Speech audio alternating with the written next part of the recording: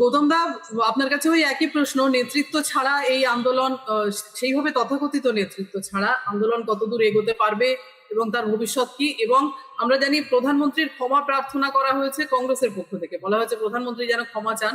রাহুল গান্ধী সেটা জানিয়েছেন। বিরোধী রাজনৈতিক দলগুলো কতটাই আন্দোলনের মধ্যে ঢুকতে পারছে বা তারা আদৌ কতটা চেষ্টা করছে, কি পরিস্থিতি সে বিষয়ে? না, এটা বিরোধী দলগুলো যারা এর মধ্যে ঢুকবেন না তাদেরকেও খুঁজে পাবে না কোথাও।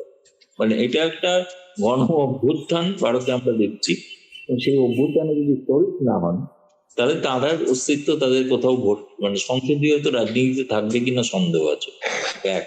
এবং সব থেকে বড় প্রশ্ন যে কেন ধর্মেন্দ্র প্রধানকে প্রধানমন্ত্রী সরাতে চাইছেন না তার একটাই কারণে, ধর্মেন্দ্র প্রধান একটা প্রতীক, এই ব্যবস্থার একটা প্রতীক। এবং সেই প্রতীককে যদি সরানো হয়, অর্থাৎ একটা যদি ঘর বাঁধা হয়, সেই ঘর বাঁধার যদি একটা সূত্র বা একটা ভিত্তি সেটাকে যদি ভেঙে দেওয়া হয়, তাহলে গোটা ঘরটা কিন্তু তাসের ঘরের মতো ভেঙে পড়তে পারে।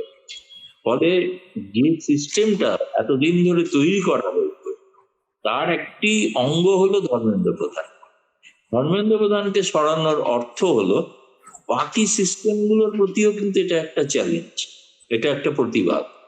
ফলে আমার নিজের ধারণা, যদি যে কারণে চেষ্টা করবে সরকার শেষ পর্যন্ত যাতে ধর্মেন্দ্র প্রধানের পদত্যাগ রোকা যায়, শেষ পর্যন্ত পারবেন কিনা আমি জানি না।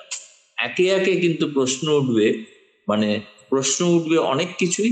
বিচারপতি তোমার বিচার করবে যারা, আজ জেগেছে সেই জনতা, সেটাও হবে এক।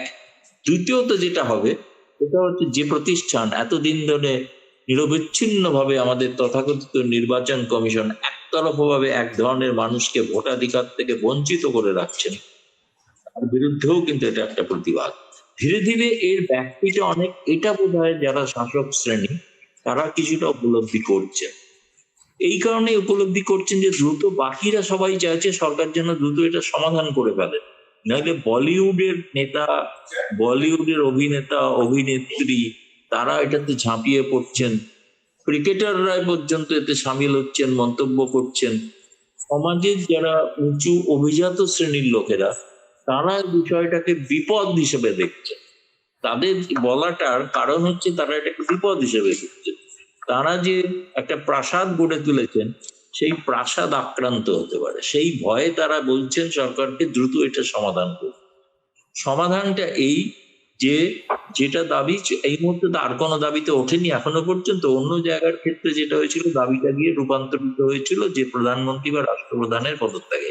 এখনো সেই দাবি ওঠে, কংগ্রেস প্রথম দিন বলেছিল, আর কেউ এখনো বলেনি, ছাত্ররা অন্তত বলেনি।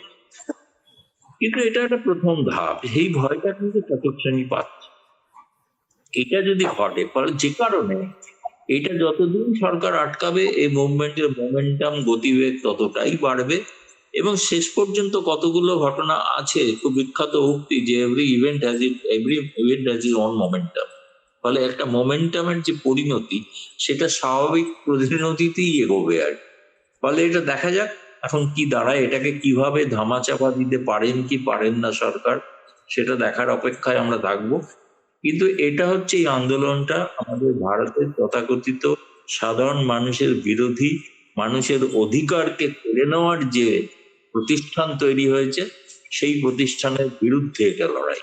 ফলে সেই লড়াইটা সেই দিকেই এগোচ্ছে বলে আমার ধারণা। এখনো পর্যন্ত শেষ কথা বলা যায় না, অনেক আন্দোলনই ব্যর্থ হয়, হতেও পারে ব্যর্থ। নেতৃত্বটা চলতে চলতে তৈরি হয়ে যায়। নেতৃত্বটা কিন্তু এরকম নয় যে যারা এখন আপাতত আন্দোলন করছেন, নেতৃত্ব দিচ্ছেন, যে অন্য অনেক জায়গাতেই যারা নেতৃত্ব দিয়েছিলেন তারা কিন্তু বিদেশেও যে নেতৃত্ব দিয়েছেন, যে নেতা সেই আন্দোলনের মধ্যে থেকেই নেতৃত্ব তৈরি হয়, আন্দোলনই নেতা তৈরি করে। ফলে এটার নেতৃত্ব না, নেতৃত্ব হচ্ছে এখানে একটা আদর্শবোধ, সেটা নেতৃত্ব দিচ্ছে।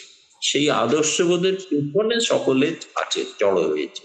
ফলে আদর্শই নেতা, আর কেউ নেতা না, ব্যক্তি নেতা।